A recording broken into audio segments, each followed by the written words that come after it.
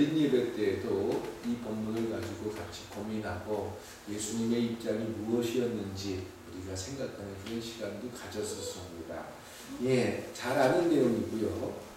바리새인들이 예수님을 어떻게 하면 올무에 좀 넣어서 꼼짝 못하게 만들까, 함정을 파놓고 예수님을 공경에 빠뜨릴까, 이런 생각으로 그 당시 사회 문화적으로 첨예한 한 부분을 가지고 온 겁니다.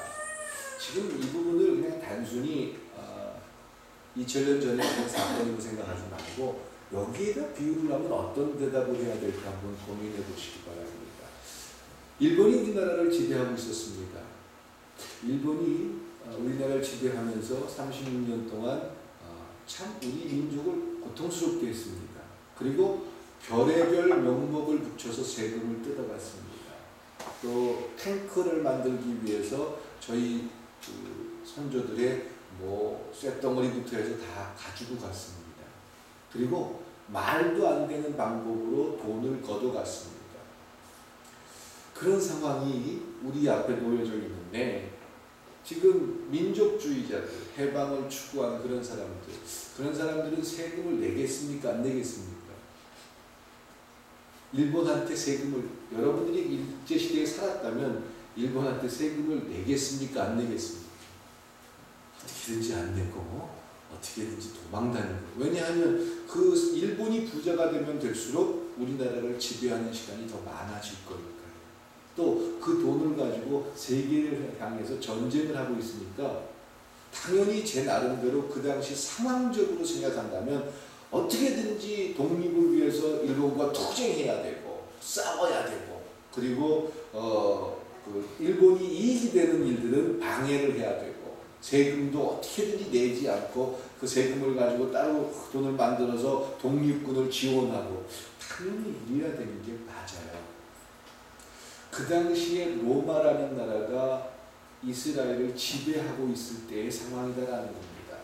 그냥 단순히 로마에게 세금을 내야 됩니까? 말아야 됩니까? 이 수준이 아니라 지금 우리가 느끼는 그런 상황과 똑같은 모습 안에서 왜 올무가 되느냐 하면, 바리새인들이 생각할 때 로마에 세금을 많이 내면 그 돈을 가지고 이스라엘을 지배하는 데 사용하고 전쟁하는 데 사용하기 때문에 하나님이 원하는 나라의 모습은 가능하면 세금을 내지 않는 게 옳다가 맞는 답이었다는 겁니다.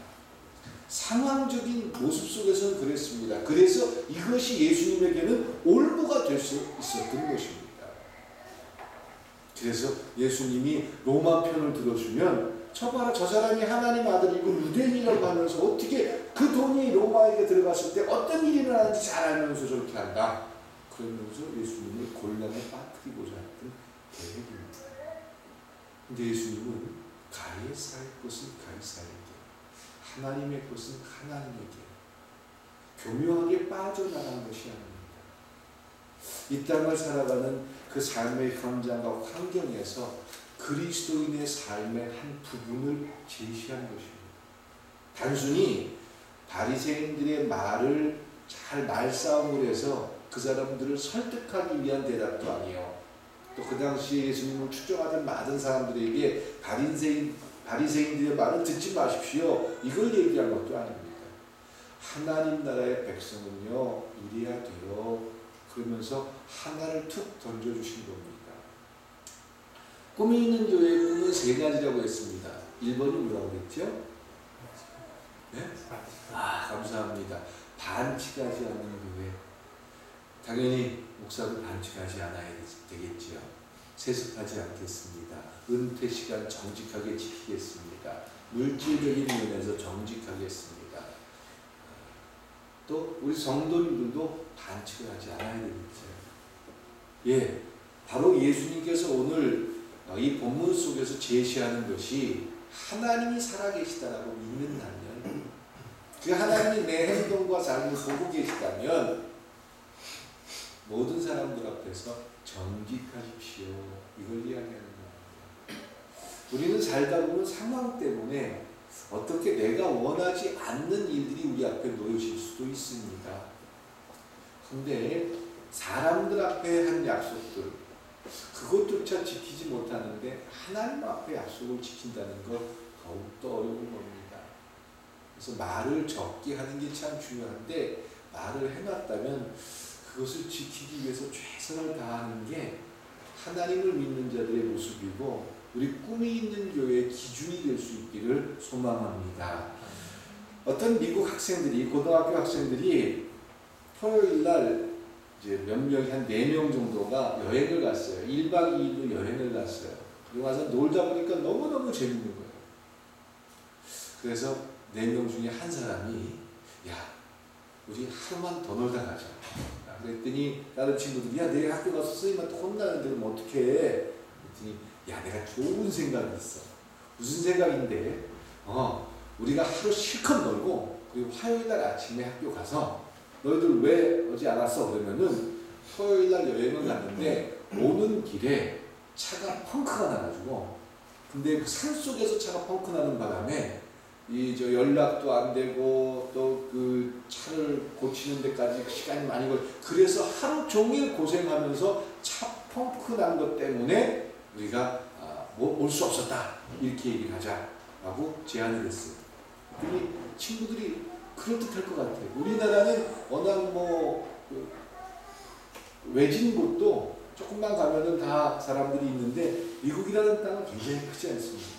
산속에 들어가서 길을 잃어버리면 참 찾기도 힘든 게 그런 문화라는 모습인데 그래서 다 일리가 있을 것 같아요. 그리고는 잊어버리고 하루를 실컷 놀았습니다. 그리고 월요일날 저녁 때 집에 왔어요. 아침에 학교 갔습니다. 선생님이 너희들 어떻게 된 거야? 4명도 어떻게 된 거야? 자천중을 얘기했어요. 선생님 실은 토요일날 놀러 갔는데 주일날 우리가 오려고 했는데 오다가 펑크가 나가지고 이 펑크 난 걸 떼고 찾고 고치고 나고 하루 더 있었습니다. 아 그래? 선생님이 야 그럴 수 있겠다. 분명히 선생님이라면 거짓말인지 알까요 모를까요? 그럼 거짓말이라는 걸 어떻게 하면 잡아낼 수 있을까요?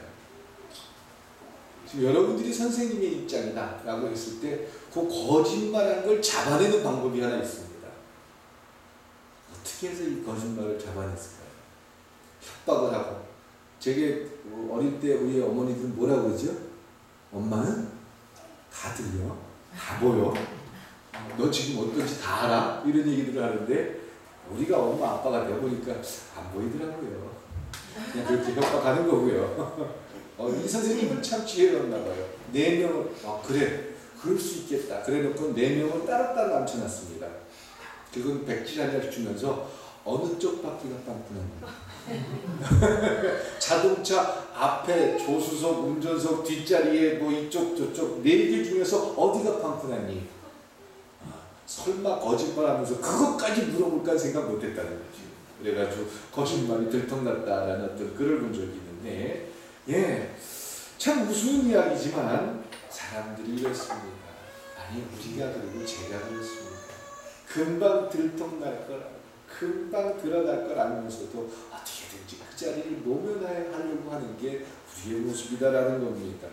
그래서 참 세계적으로 독일에서 국가의 청렴도를 한번 조사해 봤대요. 각 나라에서 제일 청렴한 나라, 정직한 나라. 일본이 1등이 뉴질랜드라는 나라예요.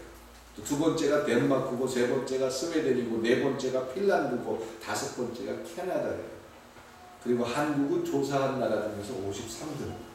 그래도 많이 등수가 올라갔다라는 얘기 들은 적이 있는데 한국 사람들, 우리가 살아가는 삶에서 쉽게 거짓말을 하는 경우가 참 많습니다. 예수를 믿건 예수 믿지 않건 참 공통적으로 하는 거짓말들이 있어요. 그게 뭐냐면 이제 커플들이 결혼할 텐데 결혼하는 그 사진을 찍는 웨딩을 찍는 사진사들이 무슨 말 하죠? 제일 쉽게 하는 말. 내가 본 신부 중에서 제일 이쁘다. 다 사진 찍는 사람들이 다 그 얘기해요. 영혼자매 그 얘기 안 들었어요? 그게 진실이라고 생각해요? 네. 주요. 근데 모든 사람들한테 다 그 얘기 한다는 거예요. 물론 그 사람 기분을 좋게 하려고 하는 말이지만 그 말 듣고 싫어하는 사람은 없어요. 근데 그게 진실인가요? 물론 진실만을 담고는 할 수 없어요. 당신은 내가 본 신부 중에서 544번째로 안 예쁜 사람입니다. 이렇게 한다든가 이러기는 어렵지만, 근데 쉽게 그런 말들을 서슴없이 당연하게 한다는 거죠. 또 재밌는 거짓말 있죠. 짜장면집 주인이 하는 거짓말. 저는 좀 시켰는데 안 와요. 다시 독촉 전화합니다. 보냈어요. 그 뭐라고 그러죠? 벌써 갔습니다. 근데 이미 아직 주방에 있는데 벌써 갔습니다. 쉽게 그런 말들을 합니다. 예, 신인 배우들, TV에 나오는 탤런트들, 영화 배우나 탤런트들이 하는 거짓말이 있습니다. 어떤 말을 하죠? 외모가 아닌 실력으로 인정받고 싶습니다. 인터뷰를 하면 그걸 하는 말이 수술 다 해가지고 얼굴 다 만들어갖고 나왔으면서 저는 외모가 아닌 실력으로 인정받고 싶습니다. 이런 말들을 해요. 장사가 하는 거짓말, 장사하는 사람들이 하는 거짓말 뭐가 있죠? 이거 윗지급하는 겁니다. 윗지급에 알아요. 예, 또 옷가게 주인들이 지나가는 사람들이 옷을 쳐다보고 있으면 하는 말이 무슨 말이죠? 예? 그 옷을 한번 입어보고 나서 그 자기 집 옷을 입으면 꼭 하는 말이 있어요. 어머, 언니 너무 이쁘다. 누구나 다 언니야. 그렇죠? 나이가 많아도 언니, 나이가 적어도 언니. 그 얘기를 듣고 진짜 이쁜 줄 알고 사요. 그렇죠? 원장님 그래요. 진짜 이쁜 걸까요? 근데 하여간 그 옷을 팔려면 이쁘다고 얘기해야지. 어머, 언니는 다리가 짧아가지고 안 이뻐. 그럼 그 옷을 사겠습니까? 근데 내가 본 사람 중에서 제일 이뻐. 이런 말들을 서슴없이 하고 언니 이쁘다. 근데 우리 진짜 이쁜 줄 알고 서슴없이 옷을 톡톡 살 때가 많습니다. 네, 참 이런 일들이 우리 주변에 참 많습니다. 그리스도인인 사람들, 예수를 믿는 사람들이 옷가게를 하고 중국집을 하고 또 웨딩 사진을 찍고 여러 가지를 하는데 내가 그리스도인이야. 하나님이 내 말을 듣고 계셔. 하나님이 날 알고 계셔. 그래서 어떤 사람이 전화를 했어요. 중국집 운영하는데 아니 왜 아직도 안 보내요? 벌써 시간이 얼마나 됐는데 정말 죄송합니다. 우리가 밀려서 그래요. 지금 주방에서 인제 완성되기 10분 전입니다. 요거 완성되면 앞으로 시간이 어느 정도 걸릴 것 같습니다. 그래서 혹시 만약에 불편하시면 다른 데 연락해 드릴까요? 이렇게 말하면 손해볼까요? 만약에 제가 고객이라면 그 짜장면집은 저는 변함없이 일주일에 2번 이상 시켜 먹을 거예요. 왜 뭐가 다르잖아요. 짜장면집에 짜장면 시켰는데 안 와요. 전화하면 모든 100% 대답이 뭡니까? 출발했습니다. 이게 너무 공통적으로 나와요. 근데 예수 믿는 짜장면집 하는 사람 중에서 예수 믿는 사람 있습니까? 없습니까? 많겠지요. 3분의 1인데. 근데 어느 짜장면집도 네, 죄송합니다 라든가 아직 출발하지 않았습니다. 이제 얼마 몇 분 있다 출발. 이런 얘기를 하는 사람은 없다는 거죠. 참 안타까운 일이에요. 그 과일을 팔거나 장사를 하거나 사업을 하거나 직장을 다니거나 모든 환경에서 가게를 하는 사람이 이거 밑지급 하는 게 아니고요. 적당히 남깁니다. 근데 오늘 좀 남은 게 좀 많으니까 이거 떨이로 해서 조금만 남기고 팔겠습니다. 이렇게 말하는 가게 주인분들 있어요? 다 오늘 내가 손해보고 파는 겁니다. 이거 물건 남아가지고 손해보는 겁니다. 이런 말들을 아주 서슴없이 전혀 부끄러움 없이 그냥 편안하게 한다는 거죠. 예수 믿는 자와 예수 믿지 않는 자의 구별이 너무 없다는 겁니다. 그래서 우리 꿈이 있는 교회 꿈 첫 번째가 반칙하지 맙시다. 이 얘기는 단순히 교회의 제도만을 완성하자는 얘기가 아닙니다. 우리 모두의 모습 속에서 오늘 예수님의 말씀을 기억하기를 바랍니다. 정직할 수 있습니다. 누구 때문에? 하나님 쳐다보니까, 하나님 듣고 계시니까 정직할 수 있기를 주님으로 축원드립니다. 아빠가 엄마한테 또 자녀한테 힘들 때 나 힘들어라고 이야기하는 건 부끄러운 일이 아닙니다. 그런데 그런 말들을 할 수 없다는 그런 모습을 가진다면 그건 참 슬픈 겁니다. 그러면 우리가 정직하지 못한 이유가 있는지 세 가지를 짧게 찾아보고 그걸 연결시켜 보겠습니다. 거짓말을 하는 첫 번째 이유. 왜 거짓말하지요? 왜 거짓말? 혹시 여기 계신 분들 중에 나는 예수 믿고 거짓말이라는 걸 몰라요. 거짓말 같은 것을 안 해봤어요. 이런 분 있으세요? 없죠? 없어야 됩니다. 스스로 속아서는 안 돼요. 산상수훈의 내용이라든가 모세율법을 보면서 야 나는 하나님 앞에 충분히 복을 받을 자격이 있어. 하나님이 내 기도를 들어줄 이유가 있어. 이렇게 이야기할 수 있는 사람은 아무도 없습니다. 살아가면서 나도 모르게 또 어쩔 수 없는 상황에서 내 스스로가 속을 때가 참 많은 게 이게 모습입니다. 그러면 왜 거짓말을 하느냐? 첫 번째, 이기심 때문에 거짓말을 한다는 거예요. 좀 더 쉽게 한다면 욕심 때문에. 거짓말하면 나에게 이익이 생길 것이다 라고 생각하기 때문에 거짓말을 한다. 그러니까 옷을 입혀놓고 별로 안 예뻐요. 근데 그 옷을 어느 정도 팔아야 돼. 뭐라고 얘기해요? 언니? 참 이쁘다. 언니 피부톤하고 너무 잘 맞는다. 서슴없이 이렇게 이야기합니다. 왜 그렇게 얘기하죠? 나에게 이익이 생깁니다. 그러니까 손해를 보기를 싫어하니까. 거짓말을 하면 남보다 많은 돈을 벌고, 거짓말을 하면 남보다 빨리 출세하고, 거짓말을 하면 남보다 높아진다는 생각이 있는 한 우리는 거짓말을 포기하지 못합니다. 그게 우리의 모습이다라는 겁니다. 거짓말하지 않고 정직하게 살면서 좀 손해보고 가난해도 괜찮습니까? 가난하게 살고 또 내가 원하는 걸 이루지 못하고 그걸 위해서는 내가 정직해야 돼요. 여러분들은 정직을 택하시겠습니까? 아니면 거짓말을 택하시겠습니까? 대답하지 마세요. 대답할 수도 없으실 겁니다. 저도 굉장히 곤란한 제 생각입니다. 그게 우리 모습이다라는 거예요. 그런데 스스로 나는 한 번도 거짓말 해본 적 없어. 나는 부끄러운 일을 해본 적이 없어. 그렇게 속아서는 안 돼요. 한 번은 저희 아이들을 데리고 저희 어른들하고 같이 용인 에버랜드에 놀러 갔어요. 예슬이가 그때 돈을 낼까 말까 하는 나이예요. 초등학교 들어가고 초등학교 안 되고 초등학교 이상부터는 돈을 내야 되고 안 내야 되고 야 그냥 대충 가자. 근데 그 모든 식구들 앞에서 예슬이 때문에 창피를 당했잖아요. 내가 초등학생인데 왜 내가 여기 초등학생 아닌 것처럼 해야 돼? 그 얘기하는 바람에 매표소에서 창피 당했어요. 왜? 그 정도도 눈 못 감나? 그 정도도 그 눈 감아줄 수 없나? 아니 우리끼리 괜찮을지 몰라요. 누가 보고 계시다고요? 목사님 참 좋은 얘기인지 알겠는데요. 이 세상 그렇게 살면요 다 사기당하고요. 이 세상 그렇게 살면요 다 뺏겨요. 정말 여러분들에게 부탁드립니다.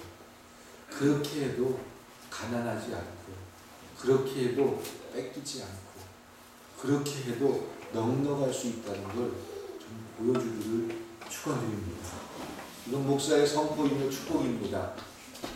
세상 사람들이 남에게 사기치고 거짓말하고 자기 이익을 위해서 남의 걸 빼앗고 남의 걸 훔쳐오고 이런 모습을 가지고 부자 돼서 떵떵거리는 그런 모습, 그게 아니라 정직하고 손해볼지라도 하나님 나 쳐다보고 있다는 생각 때문에 사업을 하시면서도 직장을 다니면서도 장사를 하시면서도 정직할 수 있기를 주님의 이름으로 축원드립니다. 세상에서 한번 부자를 주면 뭐예요? 세상에서 한번 높은 위치는 뭐예요? 하나님이 평가 안 해주고 하나님이 인정해 주지 않는다면 별로 중요한 건 아니잖아요. 부부간에도 마찬가지고 가족 안에서도 마찬가지고 거짓말이라는 부분들을 좀 뺄 수 있다면 그런 부분들 때문에 내 자신이 떳떳할 수 있다면 좀 더 쉬워지실 겁니다. 두 번째로 거짓말을 하는 사람들의 두 번째 유형은 물귀신형입니다. 물귀신형. 그 목사가 설교하면서 귀신 얘기해가지고 죄송한데 물귀신형이 뭐냐면 남들이 다 하니까. 아니 목사님 남들 다 세금 띄어먹고 아니 부가세 10% 안 내는 사람들이 얼마나 많은데요. 그거 다 빼놨다가 그거 모아놔야 돈 되지 그거 다 내면 굶어 죽습니다. 진짜 굶어 죽을까요? 그렇게 해서 남들 하는 거 다 쫓아가서 내가 부자 됐나요? 그건 아니죠. 예, 내년도에 후년도에 지금 저 혼자 튈까봐 좀 걱정인데 목사도 정부에 세금 내려고 준비하고 있습니다. 큰 돈은 아니겠죠. 근데 뭐 여러 가지 우려들이 많아요. 목회자들이 교회에서 받는 사례비에 세금을 낼 필요가 있다 없다 이미 그것은 세금을 뗀 돈이고 어쩌고저쩌고 있는데 너무 치사하잖아요. 비겁하잖아요. 이거 우리 교회만큼은 그런 부분에서 좀 떳떳했으면 좋겠다라는 게 다른 사람 다 그렇게 하니까 다른 사람 다 세습하니까 나도 세습한다. 아니 그거 아니잖아요. 우리의 삶의 기준은 남들 다 그러니까 우리도 그래도 돼. 뭐 다른 아빠들이 다 이러니까 나도 이래도 돼. 다른 엄마들이 다 이러니까 나도 이래도 돼. 다른 자식들 다 이렇게 하니까 나도 이렇게 해도 돼. 아니 이거 기준 삼지 말자고요. 하나님 앞에 내가 어떤 모습인지가 늘 고민이 되고 그 하나님 앞에 어떤 결정을 하는 게 옳은지 우리의 삶의 기준이 될 수 있기를 소망합니다. 이게 하나님 믿는 사람 아닌가요? 우리가 말로 예배를 드리고 하나님 앞에 하나님 믿는 사람이고 내가 하나님을 높여드리는 사람이다라고 하면서 세상 사람과 구별이 없어요. 그 하나님 믿는 사람이라고 얘기하는 거 어렵죠. 사람들 앞에 보여주기 위해서 그렇게 해라 그 말은 아닙니다. 그런데 이 거짓말도 물귀신형으로 하지 말자고요. 이 세상은 그렇게 물귀신형처럼 남들에게 핑계를 대는 사람들이 있지만 그렇지 않은 사람들도 있습니까 없습니까? 정직하게 떳떳하게 세금 낼 거 내고 그리고 부끄럽지 않으려고 자기 자식 앞에서 부끄럽지 않으려고 자기 원칙을 세우고 자기 기준대로 사는 사람들이 참 주변에 많습니다. 그런 사람들은 쫓아갈 생각 안 하고 그냥 자기가 못하겠으니까 다른 사람 핑계만 자꾸 대고 다른 사람 쫓아서만 그 사람들도 다 그만큼 적당하게 뛰어먹는데 나도 뛰어먹어야죠.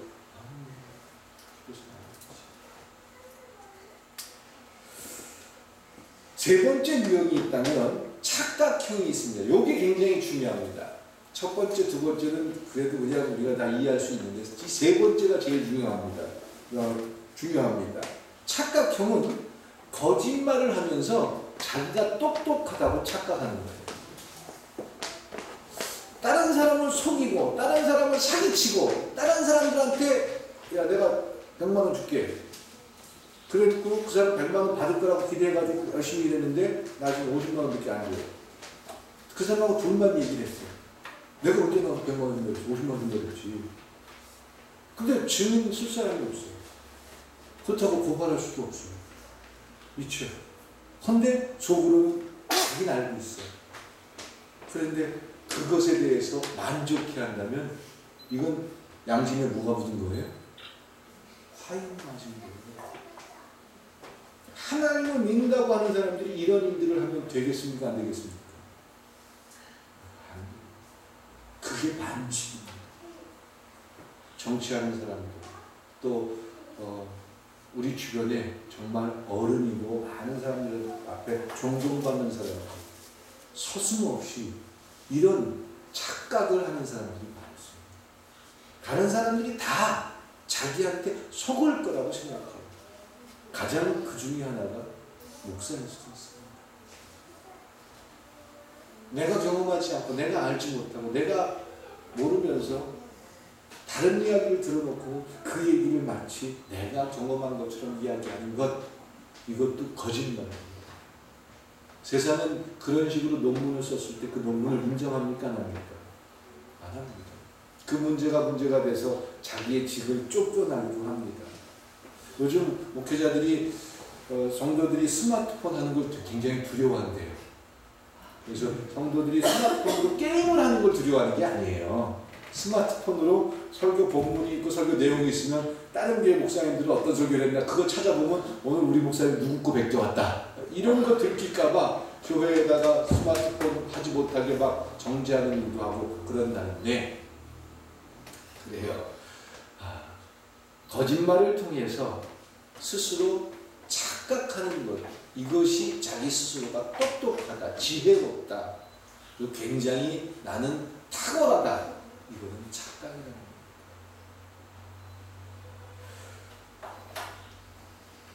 미국에 잭슨이라는 사람하고 루이스라는 사람이 동업을 했어요. 이 사람 둘이서 사업을 시작하면서 어떤 사업을 했냐면 가짜를 사다가 진짜처럼 파는 거예요. 그러니까 짝퉁을 사다가 진짜처럼 파는 거죠. 그래가지고 돈을 굉장히 많이 벌었습니다. 그래서 점점 회사를 가게를 확장해 나가는데 사람들이 그 사람한테 산 물건들을 집에 가서 쓰다 보면은 이거 짝퉁이구나 이걸 아는 거예요. 그게 알려지기 시작하니까 야, 잭슨이라는 사람하고 루이스라는 사람이 하는 가게에서 물건 사오면 진짜 같은데 다 가짜더라. 그럼 그때부터 장사가 잘 되겠습니까? 안 되겠습니까? 안 되지요. 그래가지고 거의 망할 직전까지 갔어요. 그래서 둘이서 고민을 합니다. 야, 어떻게 하면 우리가 다시 이 가게를 이렇게 세울 수 있을까? 고민을 하던 가운데 잭슨이라는 사람하고 루이스라는 사람, 우리 지금부터 그동안은 가짜를 사다가 진짜로 팔았는데 이제부터 진짜를 진짜로 팔자. 그래서 정직하게 가게 한번 해보자. 그래서 5년 동안 사람들의 신뢰를 다 쌓아가지고 사람들이 야, 이제 루이스하고 잭슨이 하는 가게는 진짜 팔어. 이렇게 할 때 한번 왕창 해가지고 한번 큰 돈 벌자. 이런 계획을 세웠어요. 그래가지고 5년 있다 왕창 한번 들고 튀려고 잭슨하고 루이스하고 사업을 하면서 정말 1,000원에 사온 물건 1,100원에 팔면서 이거 1,000원에 사왔습니다 라고 사람들한테 얘기하는 거예요. 처음에 사람들이 믿지 않았습니다. 양치기 소년하고 똑같은 거지요. 저 사람들은 가짜 사다 진짜처럼 파는 사람들이니까. 근데 진짜 가서 사다가 써보니까 진짜 맞아요. 그리고 이 사람들이 마진을 100원밖에 안 먹어요. 그러니까 자기들은 그 물건을 사러 멀리 가는 것보다는 그 가게에서 사는 게 훨씬 시간적으로 물질적으로 이익이에요. 그래가지고 한 3년쯤 지나니까 장사가 잘 되기 시작하는 거예요. 그리고 소문도 좋게 나겠습니까? 나쁘게 나겠습니까? 좋게 나겠죠. 야, 그 집은 가면 물건을 믿을 만해요.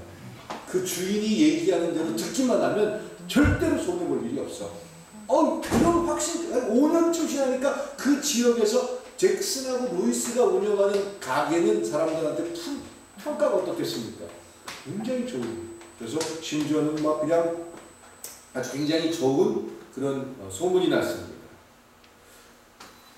그리고 나서 5년이 지나고 나서 둘이서 만났어요. 그래서 야, 드디어 기회가 왔다. 우리가 멋지게 한탕하고 이 돈 벌어가지고 우리 갈 때가 됐다. 그러면서 이제 구체적으로 그 계획을 세우는데 그 계획을 세우는 동안 잭슨과 루이스가 고민하기 시작했어요. 사람들에게 사기치고 한번 멋지게 한탕해가지고 저기 남태평양 가가지고 잘 먹고 잘 살려고 그랬는데 그 계획을 세우면서 밤에 잠을 못 자요. 고통스러워. 그래서 잭슨이 루이스를 찾아갑니다. 거기에 친구였어. 왜? 나 못하겠어. 그랬더니 루이스가 하는 말이 나도 못하겠어.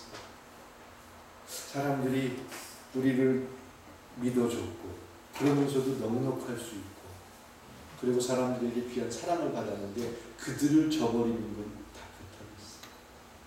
그리고 그렇게 해서 큰 돈을 벌지도 모르겠고 난 이제 정직하게 사는 게 편해지고 좋아졌어.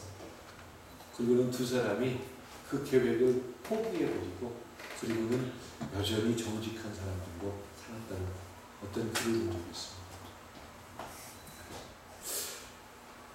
정직하지 못하고 자꾸 거짓으로 나 자신을 속이기 시작하면 우리의 양심은 자꾸 하인이 맞게 되고 그리고는 양심이 마비되면서 우리의 인간성이 자꾸 무너집니다.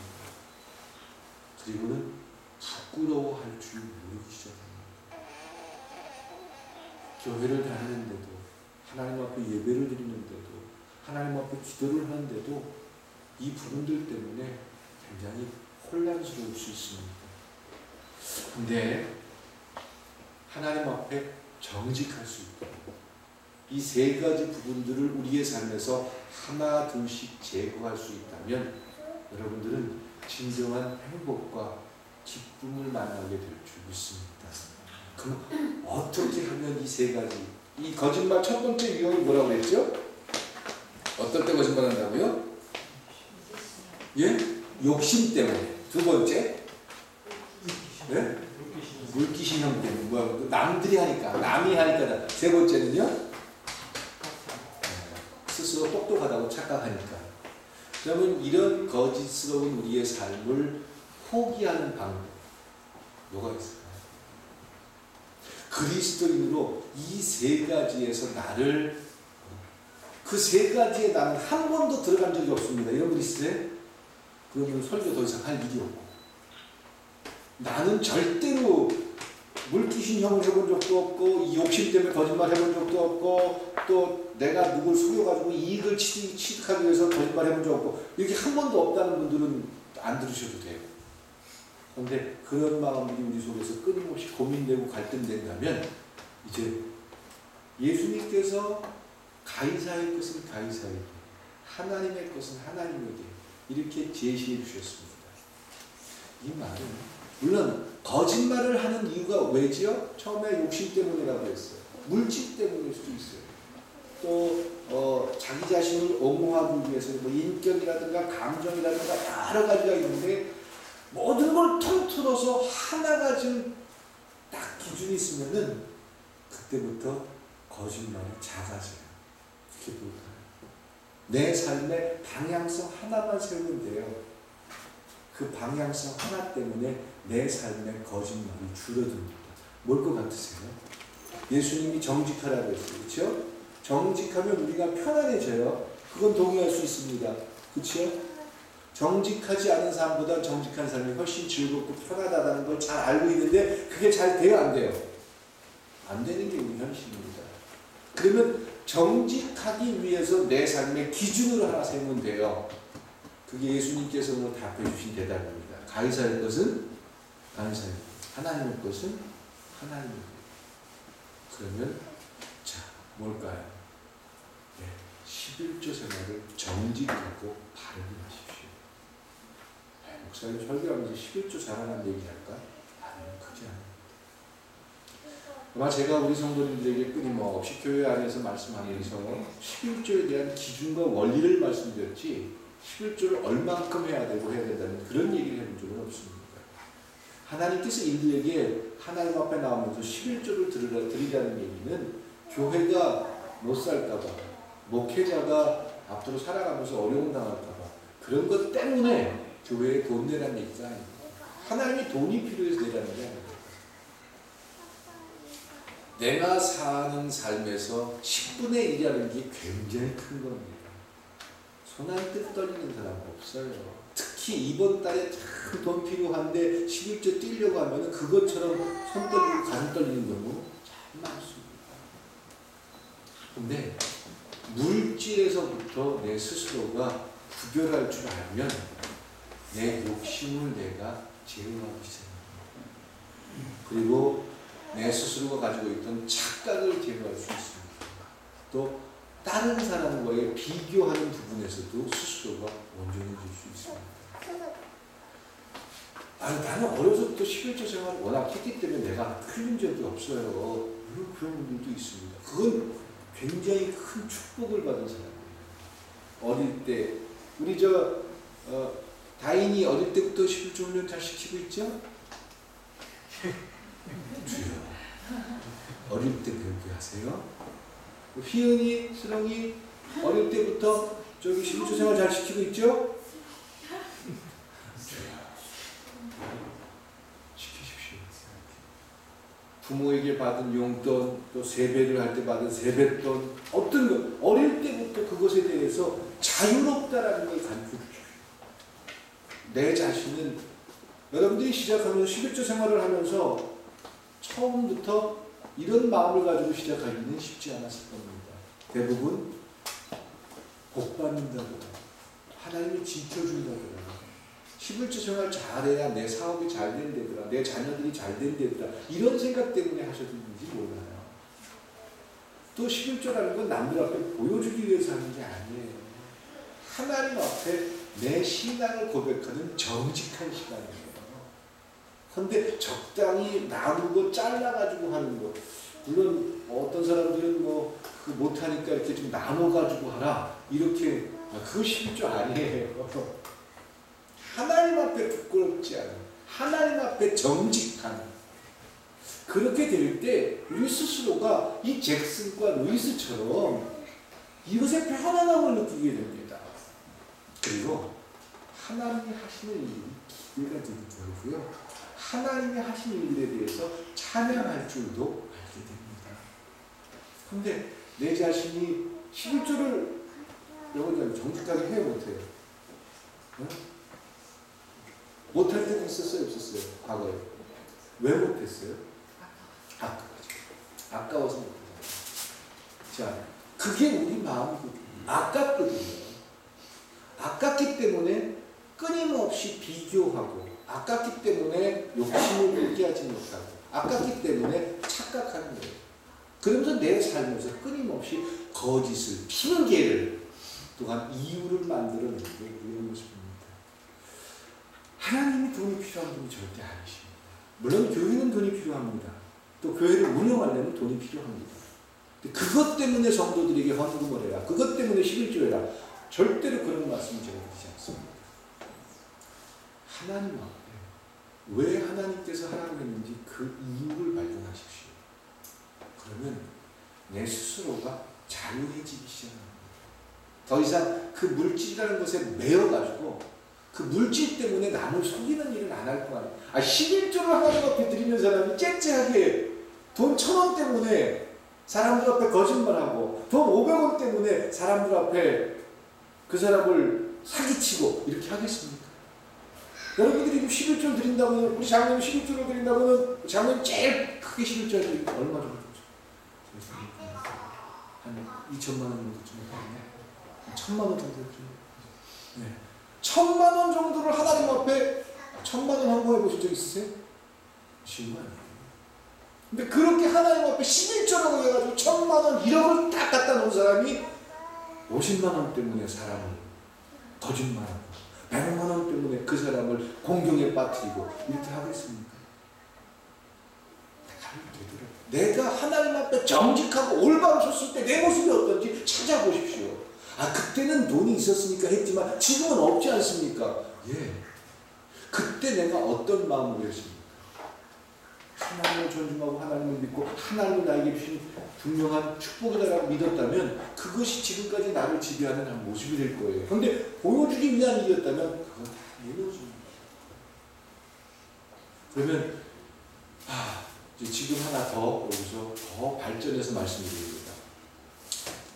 1억을 벌었어요. 갑자기 돈이 한 5천만 원이 들어왔어요. 그럼 장모사님 5천만 원으로 해서 11조 500만 원 낼 수 있어요? 없어요? 있어요? 안 내기만 해봐요. 그래요, 고마워요. 근데 이것을 낸다는 게 쉬워요, 어려워요? 갑자기 유창군 갑자기 돈이 1,000만 원이 들어왔어요. 아니야, 5천만 원쯤 합시다. 5천만 원쯤 들어왔어요. 그럼 500만 원 하나님 앞에 11조로 띄워 드릴 수가 있어요, 없어요? 저 옆에 있는 사람한테 물어보지 말고 본인 얘기. 노력하겠습니다. 노력 갖고 안 돼요, 이거. 절대로 안 되는 거예요. 여기 계신 분들 할 수 있습니까? 해야 된다는 건 아는데 안 돼요. 어떤 사람이 하는지 아세요? 하나님의 은혜를 받은 사람들이 해요. 하나님이 축복하는 사람들이 해요. 하나님이 붙들어 주는 사람들이 해요. 아무나 할 수 있는 게 아니에요. 보여주기 위해서는 할 수 있지만 하나님이 주는 마음 때문에 기쁨을 가지고 할 수 있는 건 아니다라는 거예요. 그러니까 하나님이 살아계시다는 확신, 하나님이 주는 은혜, 이것이 임해야 그 일들이 됩니다. 우리 김광 권사님 보면 저는 늘 그 생각이 나요. 우리 김광 권사님 그 누님 되시는 분, 제 성함은 잘 모르는데 그분이 돌아가시면서 자기 재산의 몇 분의 몇 이걸 띄어서 교회에다가 전액을 드린다는 거예요. 여러분들 앞으로 그렇게 하십시오. 이런 얘기 아니에요. 그게 가능합니까? 김광 권사님은 지금 만약에 하나님이 다 날 부른다. 그럼 권사님 그렇게 하실 수 있으시겠어요? 누님처럼? 솔직하게. 고맙습니다. 정직해서 고맙습니다. 저는 우리 권사님들 이런 게 너무 고마워요. 나는 누님처럼 못해요 라고 대답하셔요. 어떤 사람들이 그렇게 하죠? 그분이 암으로 고생하신다 그래요. 그렇죠? 암으로 돌아가셨지요? 하나님이 암 고쳐주셨나요? 안 고쳐주셨나요? 암 고쳐주셨어요. 그런데도 그분은 돌아가면서 3분의 1을 띄어서 교회를 질 수 있게 어떤 목사님에게 전해 드렸죠? 네. 어떤 사람이 그렇게 하죠? 아니, 저 모르는 거기다 갖다 주는 것보다 내 동생들, 내 자식들 주는 게 더 낫잖아요. 어떤 사람이 그렇게 하죠? 하나님의 은혜를 받는 사람, 하나님이 붙들어 주는 사람. 그래서 그들의 삶을 가만히 뜯어보면 지금 저 사람이 하나님께서 붙들어 주는 삶을 살고 있구나. 저 사람이 축복하고 있구나. 저 사람이 은혜 주고 있구나. 우리의 삶에서 드러납니까? 안 드러납니까? 내가 믿기 위해서, 믿음을 풍성하기 위해서 신앙의 어떤 행위를 하는 게 아니라 하나님이 은혜를 주고 붙들어주고 축복하기 때문에 그런 놀라운 일들이 우리의 삶에 표현되어지는 줄 믿습니다. 이렇게 될 때 더 정직해져요. 그런 사람들 세상이 감당 못해요. 내가 10억을 벌었어요. 10억 번 것 중에서 1억을 하나님 앞에 째째하게 가끔 그런 돈 벌면은 11조도 안 드리고 건축, 헌금 다른 이름으로 막 드린 경우가 있어요. 구별하자고요. 하나님이 나에게 복 주셔 1억을 벌었으면 1억에 1000만 원을 드리는 게 맞고 11조로 드리는 게 맞지. 그거를 뭐 건축, 헌금으로 무슨 다른 거로 쓰면 됩니까? 안 됩니까? 잘못되는 거죠. 그런 마음들을 가지고 하나님 앞에 나를 드릴 수 있다면 이 거짓말이라는 내 삶에서 하나씩 껍질, 양파의 껍질이 벗겨지듯이 벗겨질 수 있습니다. 목사님이 나를 어떻게 평가하실까? 교회 사람들이 어떻게 볼까? 이런 것 때문에 끊임없이 스스로 속는 경우도 있긴 있습니다. 그래서 보여주기 위해서 11조 드리는 척, 뭐 하는 척. 근데 그 기쁨이 없잖아요. 정직할 수 있잖아요. 누구나 다 어떤 큰 일들이 생겼을 때 덜컥 장군사님처럼 덜컥 500만 원 이거 하나의 거 하면서 쉽게 내놓을 수 있는 사람은 없습니다. 장군사도 말은 그렇게 해도 쉬운 거 아니에요. 근데 그 문제를 가지고 고민하고 우리 전문이 얘기한 것처럼 갈등하고 노력한다는 건 그 문제에 하나님의 은혜가 임해야 될 줄 믿습니다. 그리고 은혜를 구하시길 축원드립니다. 그 하나님께서 주는 마음 때문에 내 삶에 정직한, 반칙하지 않는 가이사의 것은 가이사에게, 하나님의 것은 하나님에게, 이것을 내 자신의 내가 할 수 있다는 것을 내 자신이 보는 은혜를 누리시길 축원드립니다. 기도하시겠습니다. 사랑과 은혜의 하나님, 우리가 그리스도인으로 살아가고 하나님께서 우리의 예배를 받으시며 하나님께서 우리의 기도에 들으신다라고 고백하면서도 그 하나님 앞에 정직하지 못하고 세상과 타협하여 끊임없이 내 욕심 때문에 나를 지키지 못할 때가 참 많습니다. 하나님, 성령께서 은혜 주셔서 저 자신을 지킬 수 있기를 기대합니다. 저라는 사람 본래의 모습은 그것이 지켜지지 않습니다. 그러나 성령께서 예수님을 붙드시고 성령께서 우리와 함께 하신다는 약속 때문에 그 일들이 시작될 수 있다는 가능성을 열어봅니다. 하나님, 이 한 주간 동안 기대하는 우리의 모습 속에서 반칙하지 않은 우리가 되게 하여 주시옵소서. 예수님의 이름으로 기도드렸습니다.